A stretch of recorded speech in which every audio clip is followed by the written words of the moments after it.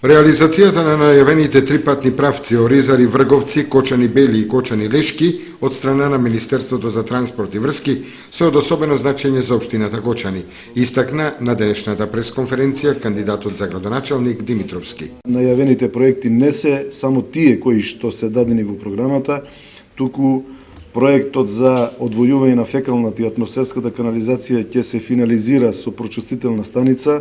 Очекуваме покрај овие три патни правци да имаме и дополнителни патни правци кои што не се во програмата, меѓутоа заеднички ќе ги финансираме и мошне битното за општина Кочани очекуваме поддршка за доасфалтирање на сите оние улици, не само оние кои што се дадени во програмата, туку и оние кои што не се дадени за да целосно го покриеме